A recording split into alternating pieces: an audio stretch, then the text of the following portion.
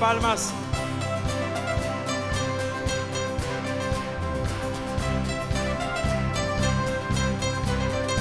Nos llamaste de la oscuridad a tu gloriosa luz, para cantar que vivo estás y soy Jesús. Todo aliento nuestro contar tu gracia que nos da, profundo gozo, amor sin fin, vida eterna. Gócense los pueblos, gente toda nación, por tu bendición cantamos hoy a Cristo.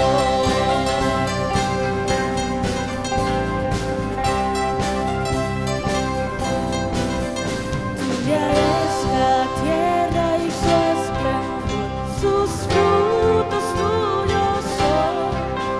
Te lo entregamos hoy a ti, dueño y Señor.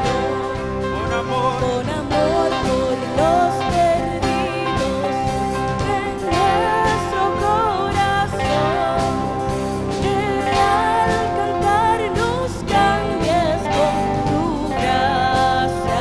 gócense los pueblos. Gócense los pueblos, gente toda nación, por tu bendición cantamos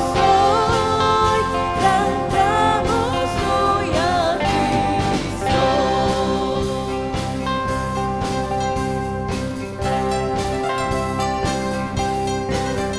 Privilegio santo es declarar tu nombre y salvación a cada lengua y nación. Oye, gócense los pueblos, gente toda nación, por tu bendición cantamos hoy a Cristo. Santo, santo, nuestro Dios poderoso, digno, inmolado fue. Santo, santo, nuestro Dios poderoso, las naciones alabemos al Rey. Gócense los pueblos, gente toda nación, por tu bendición cantamos hoy a Cristo. Gócense los pueblos, gente toda nación, por tu bendición cantamos hoy a Cristo.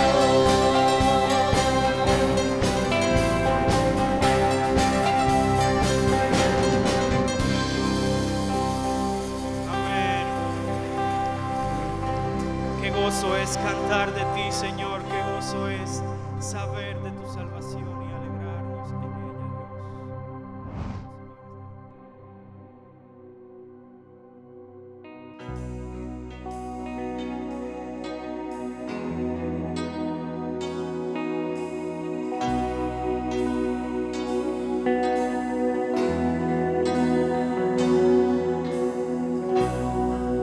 Un día que el cielo su gloria cantaba, pecado imperaba, la tierra clamó, Jesús descendió y nació nació de una virgen, su vida perfecta, su ejemplo de amor, vivió con nosotros y vimos su gloria y su majestad.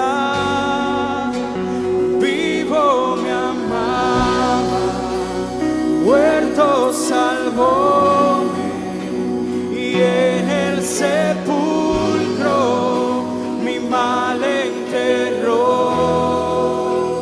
Resucitado es mi justicia, un día Él viene, pues lo prometió, Él lo prometió. Oh sí, Señor.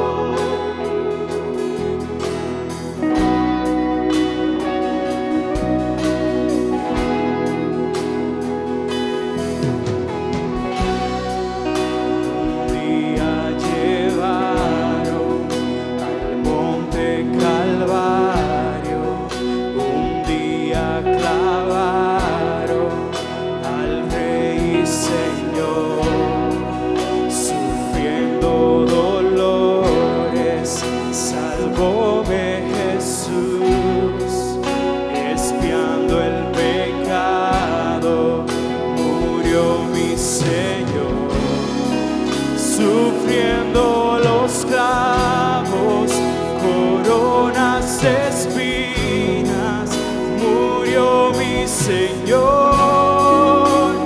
Vivo me amaba, muerto salvóme, y en el sepulcro mi mal enterró. Resucitado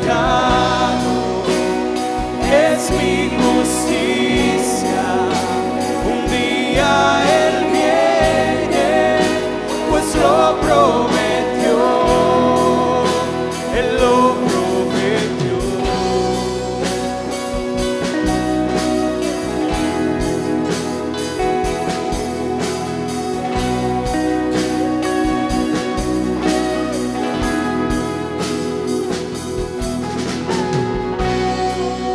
Un día la tumba no pudo ocultarle, un día el ángel la piedra quitó, pues ya mi Jesús la muerte venció y a estar con su Padre al cielo ascendió.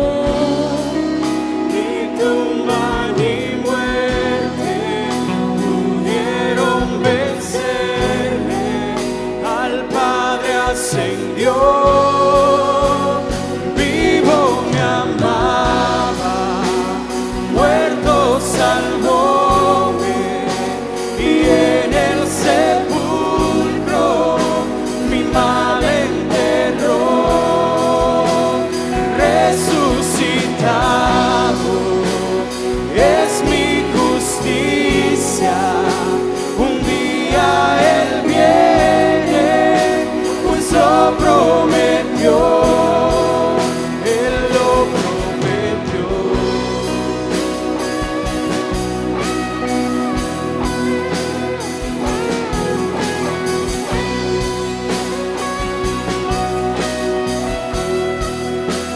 Oh, día de gloria,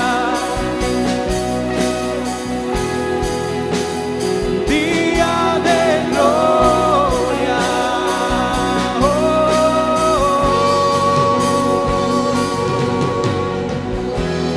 La trompeta anunciando su gloria estará, y ese día los cielos gloria tendrán. Maravilloso mi amado, ven pronto a reinar. Oh, vivo mi amado,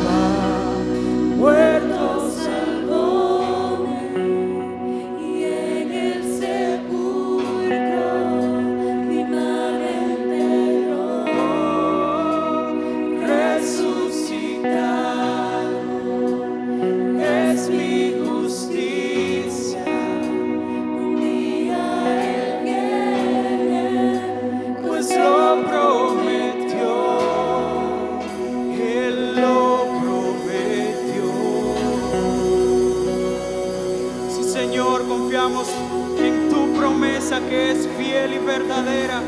Tú volverás por tu iglesia, Señor, y reinaremos junto a ti.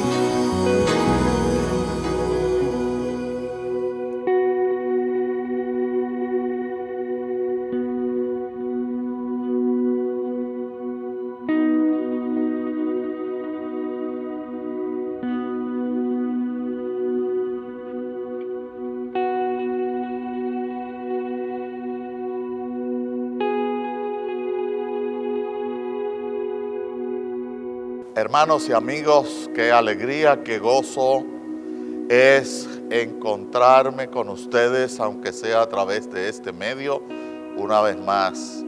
Hoy es un día muy especial en la República Dominicana. Hoy es el Día de las Madres. Como en pocos países es el último día, me parece que solo 2 o 3 países coinciden con nosotros. En la mayoría es el segundo domingo.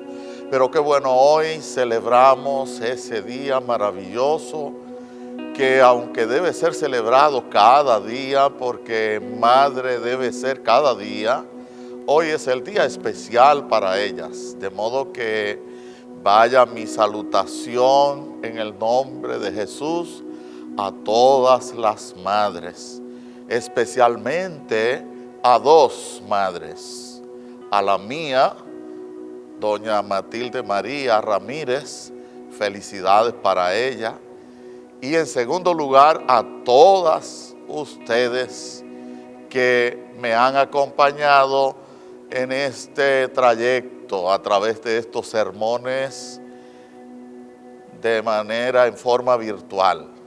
Así que un abrazo, un saludo fraterno, un saludo afectuoso para todas ustedes. Ustedes son un ser sumamente especial. Y con esa actitud, con esa alegría, con ese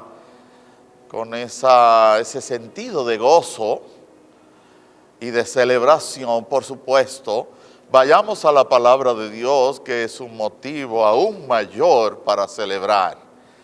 Vayamos al Evangelio según Mateo, el capítulo 12. Capítulo 12 según el Evangelio según Mateo, capítulo 12. Y ahí vamos a leer los últimos versículos de ese capítulo, que es bastante largo. Vamos a leer los versículos 46 al 50. Leemos estos versículos en el nombre del Padre, del Hijo y del Espíritu Santo. Dice así: mientras él aún hablaba a la gente, he aquí su madre y sus hermanos estaban afuera y le querían hablar. Y le dijo uno: he aquí tu madre y tus hermanos están afuera y te quieren hablar. Respondiendo él al que le decía esto, dijo: ¿quién es mi madre y quiénes son mis hermanos? Y extendiendo su mano hacia sus discípulos, dijo: he aquí mi madre y mis hermanos, porque todo aquel que hace la voluntad de mi Padre que está en los cielos, ese es mi hermano, mi hermana y madre. Alabado sea el Señor. Te damos gracias, Señor, por tu palabra, y te rogamos que ella sea útil a nuestras vidas, como siempre lo es, pues tu palabra tiene el propósito siempre de mejorar nuestras vidas, de transformar nuestra conducta, de enderezar nuestros pasos, de iluminar nuestro camino, Señor. Te rogamos en el nombre de Jesús y en el poder del Espíritu Santo que uses tu palabra con poder, y a este siervo inútil que lo llene de tu gracia y de tu sabiduría, para la gloria de tu nombre, Señor, y para la edificación de tu pueblo. En el nombre de Jesús. Amén. En vista de que hoy es un día tan especial, el Día de las Madres, yo quiero dedicar un fragmento de un hermoso poema a todas ellas. A todas ustedes, madres, incluyendo la mía, por supuesto. Este fragmento va dedicado a ustedes. Lo escribió nuestro poeta, un poeta dominicano, Ramón Emilio Jiménez, muy conocido porque es el autor de una obra llamada La Patria en la Canción, y es el autor de la mayoría de esos himnos escolares, a Duarte, a Sánchez, a Mella, el himno de la universidad, etcétera. Es bastante conocido Ramón Emilio Jiménez, y él escribe este poema a sus dos madres. Él dice: dos madres tuve un día y no tengo ninguna, la que me dio su sangre y me llevó en su seno, y la que completando la obra que hizo una, recogió mi pobreza del fondo de una cuna desde la edad de 1 año y me enseñó a ser bueno. También tiene dos madres la simiente cautiva, la planta genitora que en su verdor la encierra, y la gran madre tierra que la toma en sus brazos como hija adoptiva, le ofrece el hueco de una cuna, escondida a los ojos del pajarillo hambriento, y luego espiga tierna la mece a sol y luna en la hamaca del viento. Tal ha sido mi suerte. Una me ha dado el ser y me enseñó la otra la virtud de ser fuerte. La misma de la planta que sabe florecer sin temor a las hachas que fabrican su muerte. Al darme una su sangre, miróse en dos partida, y una de esas mitades fue mi vida. Yo era débil criatura, enferma y pobre era la madre verdadera. Y Dios, compadecido de tanta desventura, me dio una nueva madre que en ritmo de ternura fue igual a la primera. Murió la madre propia, y la que me enseñó lo que por ella sé, aquella de quien soy como una débil copia, y la que supo ungirme con bálsamo de fe. Pero llevo en el pecho la dulce sensación de que a las dos amé, y con las dos fui bueno, partiendo el corazón, y a las dos enterré. Es un hermoso poema, muy emotivo, y lo dedico a todas ustedes en este día. Algo semejante ocurrió con el Señor Jesucristo. La mayoría de ustedes, la mayoría de nosotros, sabemos que el Señor Jesucristo tuvo dos padres. El Padre Celestial, que es el verdadero, de quien Él es el unigénito Hijo, el único Hijo. Como dice en Juan 3:16, que el Padre nos dio a su Hijo unigénito. Pues Jesús tuvo y tiene al Padre Celestial, que es su Padre verdadero, su Padre real, y un Padre adoptivo llamado José. Sin embargo, lo que muy poca gente sabe es que Jesús también tuvo dos madres. Y ese es nuestro tema en esta oportunidad, las dos madres de Jesús. Las dos madres de Jesús. Yo sé que hay mucha gente intrigada, hay mucha gente expectante cuando anuncié que hoy tendríamos ese tema. Pues de esas dos madres de Jesús quiero hablarles en esta ocasión. De esas dos madres de nuestro Señor Jesucristo es que voy a hablarles a continuación. En primer lugar, nuestro Señor Jesucristo tuvo una madre según la carne. Una madre según la carne como todos nosotros, puesto que Jesús es el único ser en todo el universo, en toda la historia, que posee dos naturalezas, o al menos tuvo dos naturalezas: la naturaleza divina y la naturaleza humana.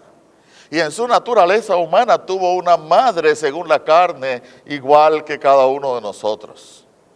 De acuerdo con los primeros 45 versículos del Evangelio de Mateo, los discípulos de Jesús, siendo día de reposo, en el que se prohibía trabajar, en el que se prohibía hacer cualquier obra para todo judío, en ese día de reposo, los discípulos andaban predicando con Jesús por las diversas aldeas, estaban recorriendo todas aquellas regiones con su maestro y tuvieron hambre. Y ellos recogieron, tomaron espigas de trigo, tomaron espigas tiernas para comer,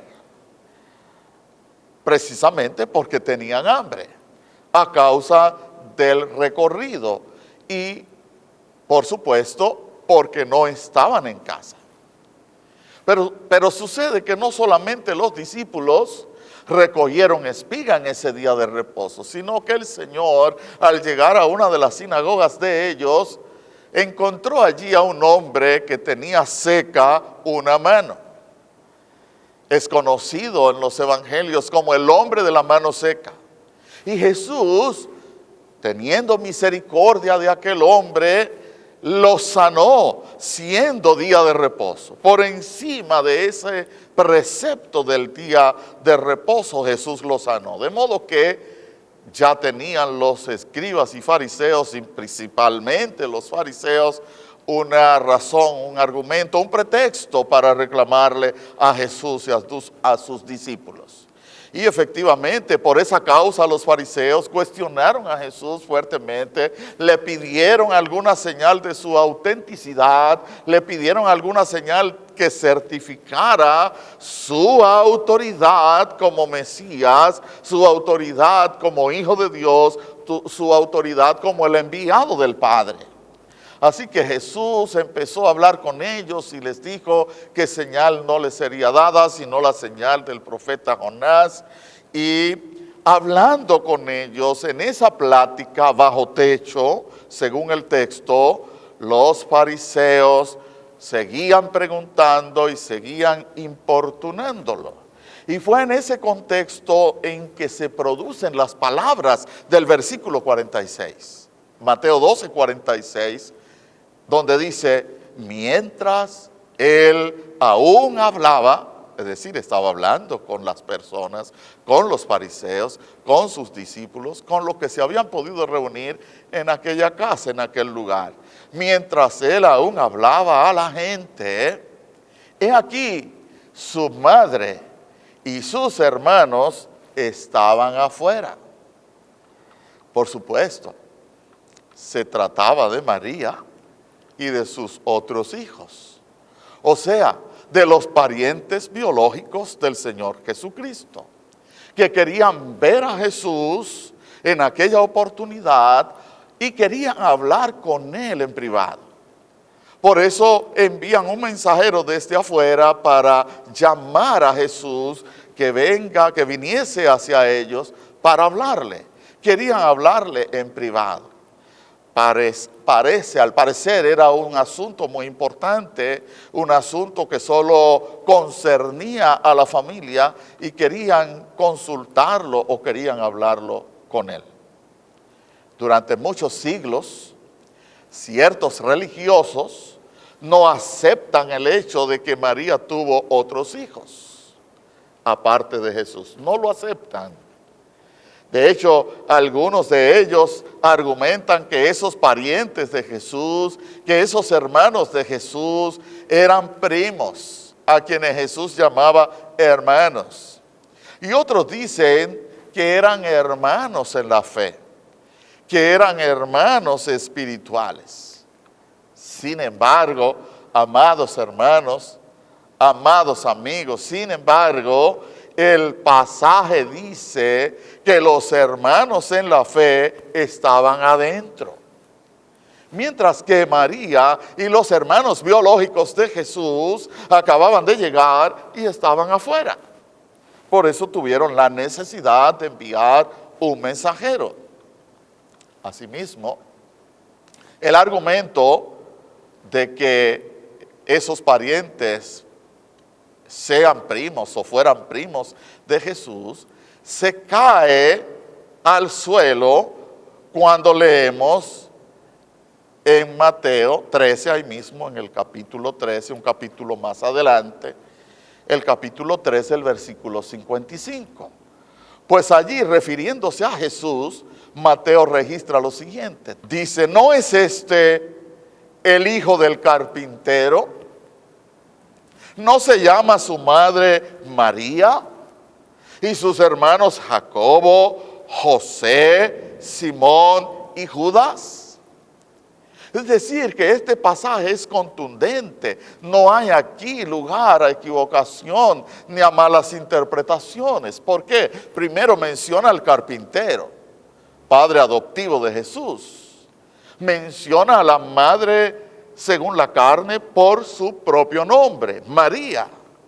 Y menciona los nombres de sus hermanos varones, es decir, Jacobo, José, Simón y Judas. Por supuesto, no Judas Iscariote, sino Judas, el hermano del Señor.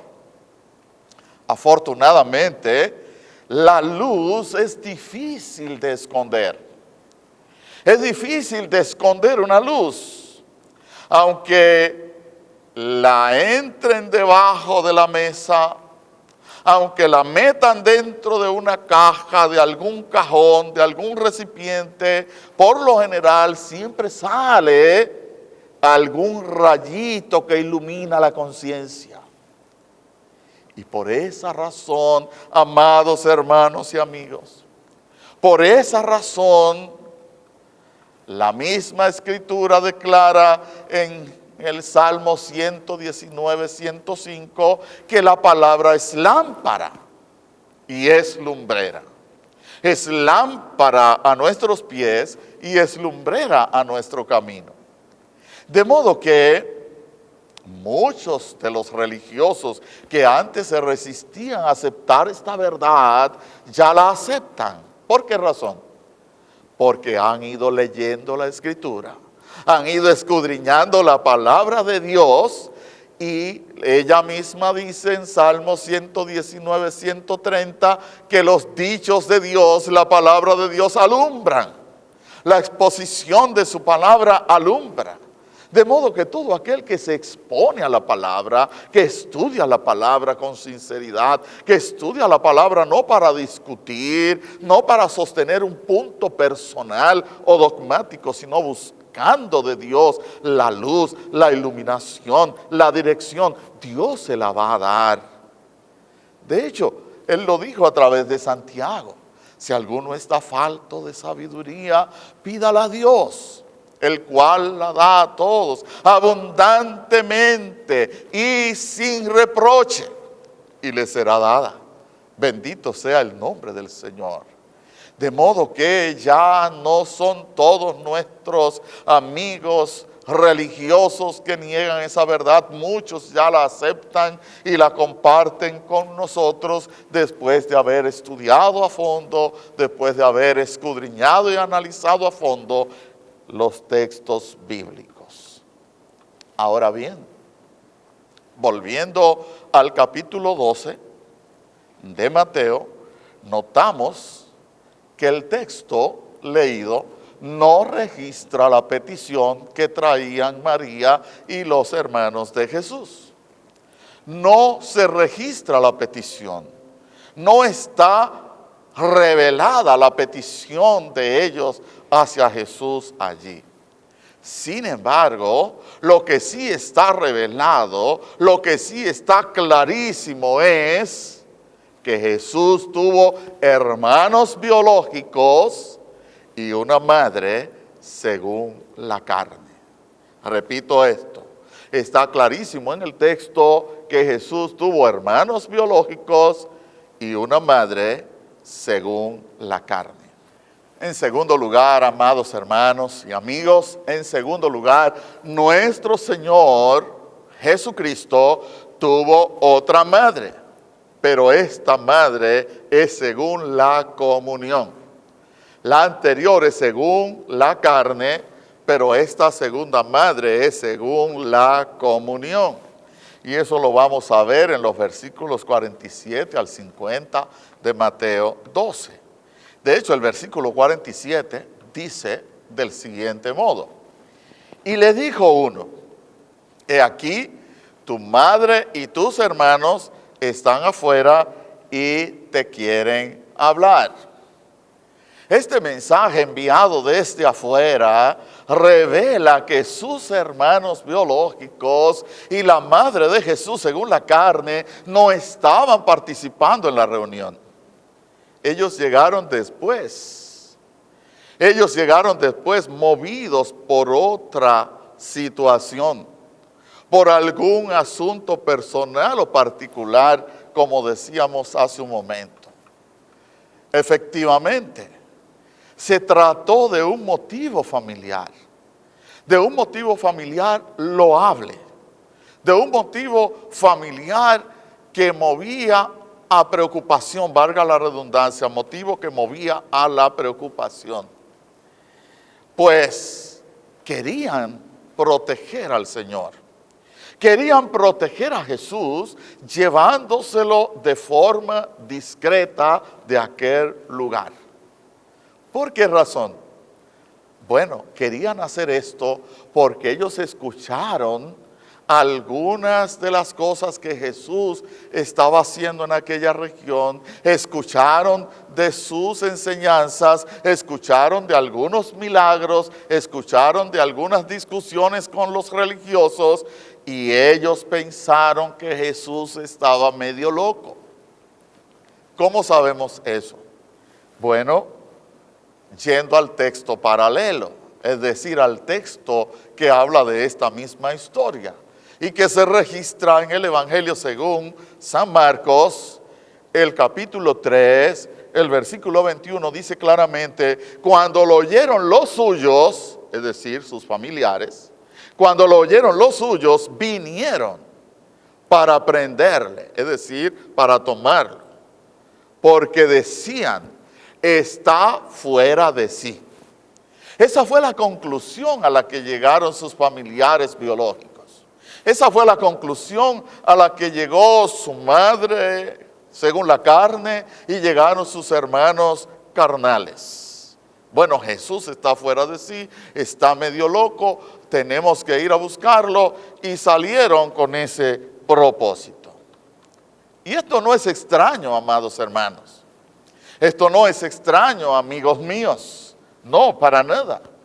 Puesto que hay personas que solo ven las cosas con los ojos físicos. Solo ven las cosas con los ojos de la cara. Y valga el pleonasmo. Por tanto, no entienden las cosas espirituales. No entienden las cosas profundas del espíritu y les parecen locura. ¿Cuántas veces no nos han dicho a nosotros que estamos locos? ¿Cuántas veces no se dice por ahí, los evangélicos son unos locos viejos? Sin embargo, no somos locos. No somos locos. Sino que por la misericordia de Dios hemos entendido el misterio de su palabra y hemos entendido el misterio de Cristo y hemos entendido por su gracia y su misericordia su obra redentora. Estamos gozosos, repletos de gozo, de alegría, de regocijo. Nos gozamos y nos regocijamos porque tenemos una esperanza viva y eterna en nuestro Señor. Y esto le parece locura a la gente. De hecho, el apóstol Pablo en la primera carta a los Corintios, el capítulo 2, el versículo 14, lo explicó de esta manera. Primera a los Corintios, capítulo 2, versículo 14, Pablo escribió allí, porque el hombre natural, y la versión antigua de 1569 no dice el hombre natural, dice el hombre animal. Pero aquí fue suavizado en la versión del 60. Porque el hombre natural no percibe las cosas que son del Espíritu de Dios. Escuche bien. El hombre natural no percibe las cosas que son del Espíritu de Dios, porque para él son locura. Ahí está el asunto. Para él, para ese hombre natural, para ese hombre que solo ve con los ojos de la cara, para ese ser humano que solo ve con sus ojos físicos y no puede percibir las cosas espirituales, estas cosas del Espíritu de Dios son locura. Y no las puede entender, continúa diciendo el apóstol Pablo. No las puede entender porque se han de discernir espiritualmente. Se han de discernir espiritualmente. En todo caso, la suposición de que Jesús estaba medio loco o fuera de sí por parte de sus familiares, según la carne, de parte de sus familiares biológicos, tomó bastante fuerza después de que este mensajero le diera este recado de parte de sus parientes. Pues según el versículo 48, fíjese cómo respondió Jesús. Verso 48. Respondiendo él, es decir, Jesús, respondiendo él al que le decía esto, dijo: ¿quién es mi madre y quiénes son mis hermanos? Si usted y yo hubiésemos estado ahí, posiblemente habríamos coincidido con María y habríamos coincidido con Santiago, con Jacobo, con José, con Judas. ¿Acaso ignoraba Jesús quién era su madre según la carne? ¿Acaso no conocía a sus hermanos biológicos? Humanamente, esta pregunta de Jesús en el versículo 48 no era lógica, para nada. Absolutamente no era lógica. Sin embargo, desde el punto de vista espiritual, tenía muchísimo sentido. Tenía muchísimo sentido. En efecto, ese sentido queda totalmente claro con las palabras del versículo 49, donde dice lo siguiente: y extendiendo su mano, sigue hablando Jesús, y extendiendo su mano hacia sus discípulos, dijo: he aquí mi madre y mis hermanos. Repito esto: extendiendo Jesús su mano hacia sus discípulos que estaban a su alrededor, dijo: he aquí mi madre y mis hermanos. Evidentemente, el Señor Jesús no se dejó distraer por la solicitud de su madre carnal. No se dejó distraer por la solicitud de sus hermanos biológicos, sino que le dio prioridad a sus discípulos. Le dio prioridad al punto central de su ministerio.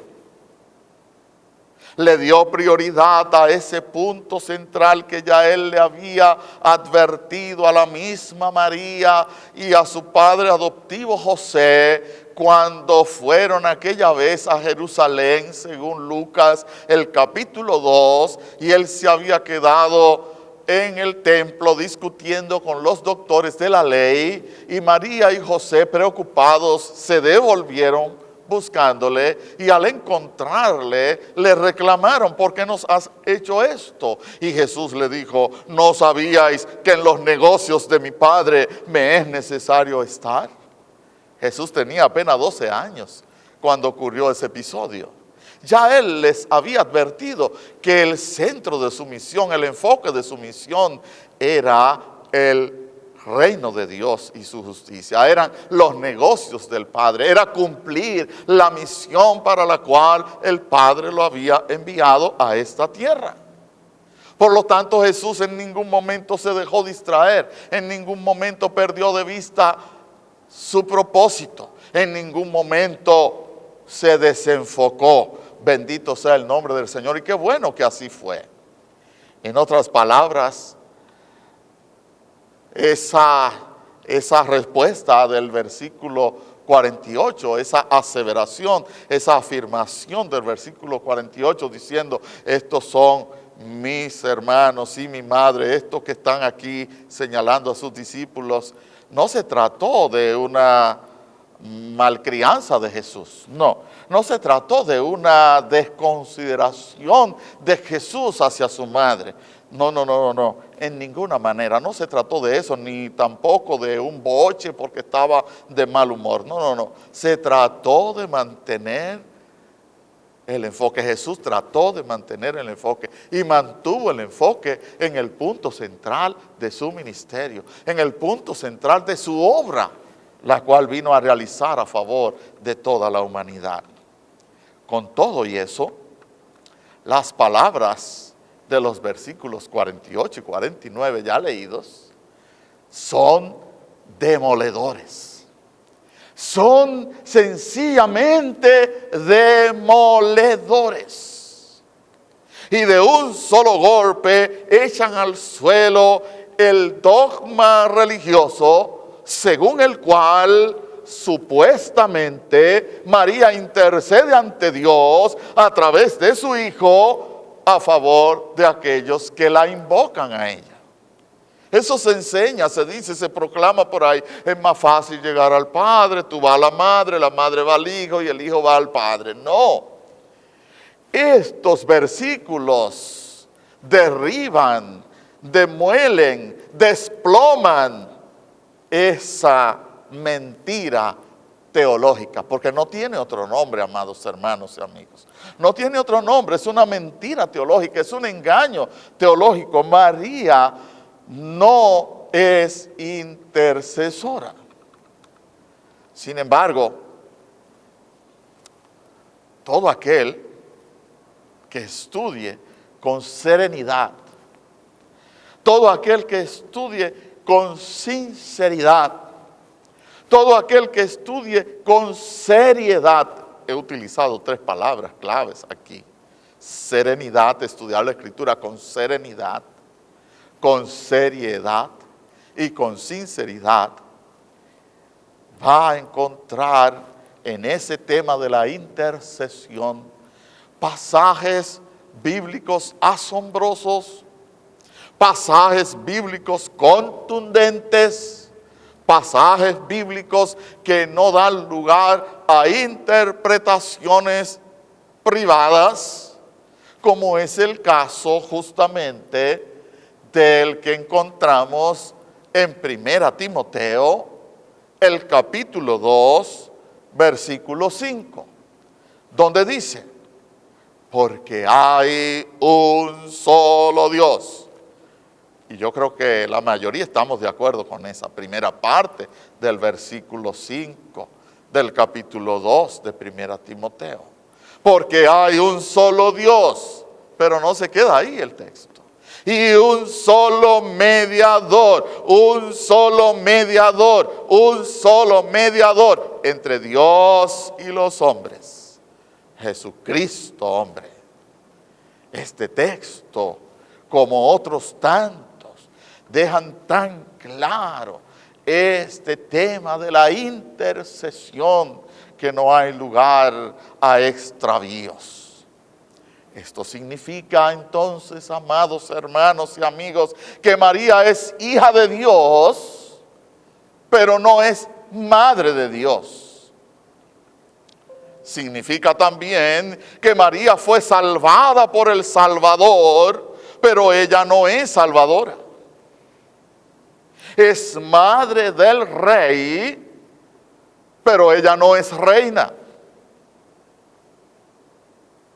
Tuvo otros hijos, pero sigue siendo santa y pura. Es santa, pero no puede santificar a nadie.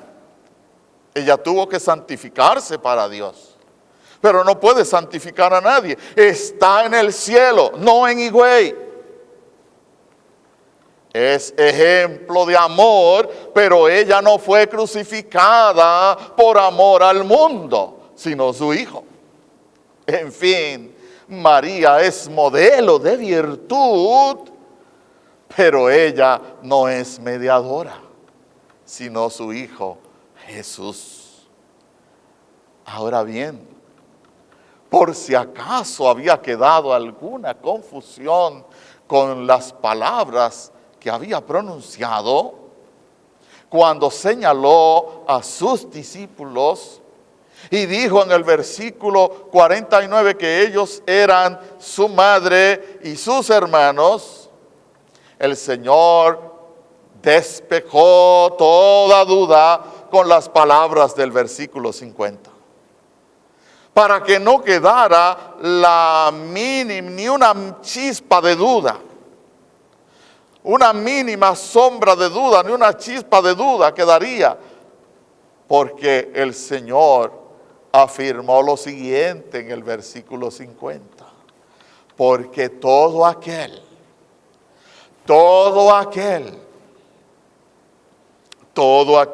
sin importar raza, color, condición económica, social, académica, todo aquel, incluyéndote a ti, incluyéndome a mí, incluyéndonos a todos nosotros, todo aquel que hace la voluntad de mi Padre que está en los cielos, ese es mi hermano y hermana y madre. Bendito sea el nombre del Señor. Por supuesto, este texto que acabamos de leer, Mateo 12:50, no se refiere a los hermanos biológicos del Señor, sino a sus hermanos en la fe. Es decir, a todos los convertidos a Cristo de todos los lugares y de todos los tiempos. Se refiere a todos los convertidos a Cristo de todos los lugares y de todos los tiempos. Pero tampoco se refiere a su madre según la carne, sino a su madre según la comunión. A su madre según la comunión. Dicho de otro modo, a todas las madres que han aceptado y aceptan a Jesús como el único medio de salvación. Entonces, ¿cuál es la otra madre de Jesús? Todas las madres cristianas. Todas las madres que se han convertido a Cristo están en el lugar de la madre carnal de Cristo. Están en ese lugar. Lo único que no dieron a luz a Cristo, sino que Cristo las coloca en el mismo lugar siempre y cuando crean en Él, siempre y cuando se conviertan a Él, siempre y cuando sean discípulas de Él. Ustedes tienen la oportunidad de ser la otra madre del Señor Jesucristo. ¿Por qué razón es así? Bueno, la razón es muy sencilla. De acuerdo con Mateo 12:50, Jesús consideró y sigue considerando hoy como parientes en la fe a todos los que hacen la voluntad del Padre que está en los cielos. Y a ellos les dio prioridad en aquella reunión, en aquella oportunidad, y sigue dándoles prioridad. ¿Y cuál es la voluntad del Padre que está en los cielos? ¿Cuál es esa voluntad? Hablando con los que solamente lo seguían porque habían comido panes y peces en Juan capítulo 6, Específicamente en el versículo 40, el Señor Jesús les dijo a esas personas: y esta es la voluntad del que me ha enviado, que todo aquel que ve al Hijo y cree en Él tenga vida eterna, y yo le resucitaré en el día postrero. Gloriosas palabras. A veces la gente está buscando una lista larga de cuál es la voluntad de Dios, si Dios quiere que yo haga esto, aquello, lo otro. Todas esas cosas pueden ser buenas, pero la más importante, la voluntad clara y prescrita y expedita de Jesús es esa: que conozcamos a su Hijo Jesús y creyendo en Él tengamos vida en su nombre, y Él nos resucitará en el último día. Esa es la voluntad de Dios. Repito ese versículo de Juan 6:40. Y esta es la voluntad del que me ha enviado, que todo aquel que ve al Hijo y cree en Él tenga vida eterna, y yo le resucitaré en el día postrero. Claro está, creer en el Hijo de Dios es renunciar a nuestros deseos para cumplir con los deseos de Él. Es dejar de vivir como tú y yo queremos para vivir como Él quiere que vivamos. Es dejar de ser yo para que sea Él. Es dejar de vivir tu vida para que Él viva en tu vida. Dejar de vivir tu vida para que Él viva en tu vida. Lamentablemente, muchas personas se confunden con eso, porque es mucho más fácil hacer pequeños sacrificios que sacrificar toda la vida por amor a Cristo. Escuche bien esto: es mucho más fácil hacer pequeños sacrificios como ir a Yuma a pie, venir de aquí a allá a pie, llevar esto, dar esta limosna, dar aquello, regalar esto. Es mucho más fácil hacer pequeños sacrificios que sacrificar toda la vida por amor a Cristo. Resulta mucho más fácil decirle a alguien Dios te bendiga que ayudar y apoyar a esa persona en su necesidad. ¿Verdad que sí? Es mucho más fácil ir a la iglesia que ir a predicar el evangelio a los perdidos. Es mucho más fácil dar una limosna o una ofrenda que entregarle la vida completa al Señor. En definitiva, resulta mucho más cómodo hablar de la vida de Cristo que mostrar a Cristo en nuestra vida. Resulta mucho más cómodo hablar de la vida de Cristo que mostrar a Cristo en nuestras vidas. Pero aunque todo eso sea sumamente fácil y mucho más cómodo, esa no es la voluntad de Dios. Esa no es la voluntad de Dios. Su voluntad es que vivamos para Él y para su gloria, a fin de que más que sus parientes biológicos, más que sus parientes en la carne, seamos los parientes espirituales del Señor Jesucristo.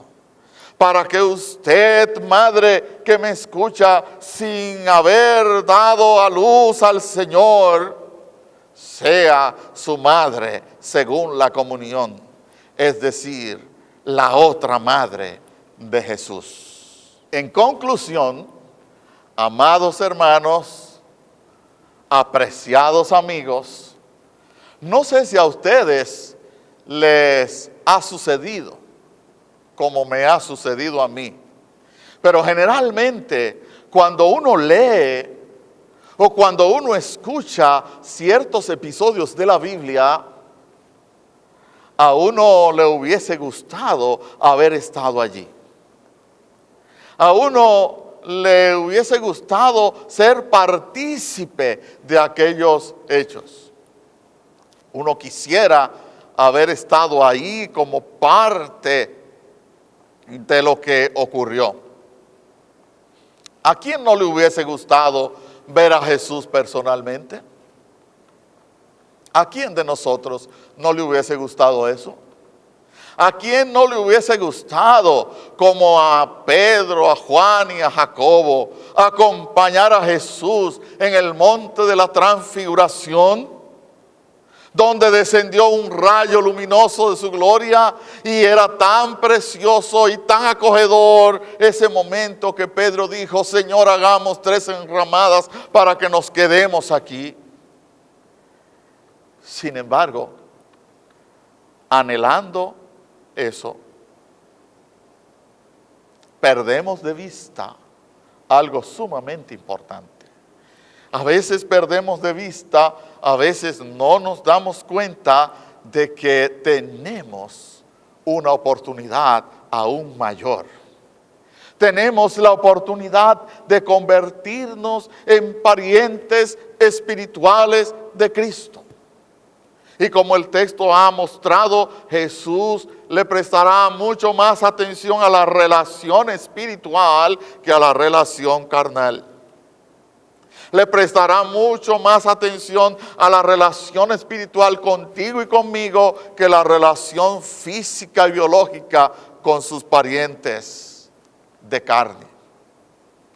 Y nosotros tenemos esa oportunidad de ser sus parientes espirituales. Él mismo lo dijo en el verso 50, porque todo aquel que hace la voluntad de mi Padre que está en los cielos, ese es mi hermano y hermana y madre. Para eso, amigo, amiga, para eso usted solamente tiene que convertirse a Cristo. Solo usted tiene que convertirse a Cristo y Él le está dando esa maravillosa oportunidad en este momento, en este día especial, en este día maravilloso, en este día histórico. Él le está dando esta oportunidad a usted. Aprovéchela, amigo. Aprovéchela, amiga. Y usted, hermano, hermana, querido hermano, querida hermana, usted que ya es creyente, que ya sigue a Cristo, que ya se convirtió, siga dejando de vivir usted para que viva en usted Cristo. Siga creciendo, deje de vivir su propia vida para que Cristo viva en la vida suya. Que Dios nos bendiga y nos ayude. Que Dios sea con todos nosotros, ahora y siempre. Especialmente con ustedes, madres, por las cuales oraré en este momento. Señor, gracias por María. Gracias por María, la Madre de Jesús, instrumento a quien escogiste en tu gracia abundante y profunda para ser el canal para traernos a tu Hijo unigénito. Gracias por María, gracias por su ejemplo, gracias por su sencillez, gracias por su receptividad, gracias por su fe. Porque pudo haberse negado, mas dijo: heme aquí, la esclava del Señor, hágase conmigo según tu palabra, le dijo al ángel. Oh, gracias por María, gracias por este episodio y gracias por los primeros discípulos que marcaron el sendero también para nosotros. Pero sobre todo, Señor, gracias por nuestras madres en este momento. Gracias por nuestras madres. Y más que eso, Señor, gracias. Gracias por Jesús, nuestro Señor y Salvador. En el nombre de ese Jesús todopoderoso y glorioso y maravilloso, resucitado, exaltado a lo sumo, ponemos a todas las madres de la creación, especialmente las madres dominicanas, en tus manos poderosas. Sígueles dando ese espíritu de abnegación y de entrega. Pero sobre todo, obra en ellas. Obra en ellas el milagro de la salvación para que no solamente sean madres de sus hijos biológicos, sino para que vengan a ser madre tuya, como tú lo dijiste en Mateo 12:50. Oh Señor, ayúdanos. Solos no podemos nada, absolutamente nada, pero con tu ayuda, ya el apóstol lo dijo, todo lo puedo en Cristo que me fortalece. Que tu gracia y tu misericordia sean con nosotros y con nuestro país y con el mundo, sobre todo en este momento de dificultad. En el nombre de Jesús. Amén.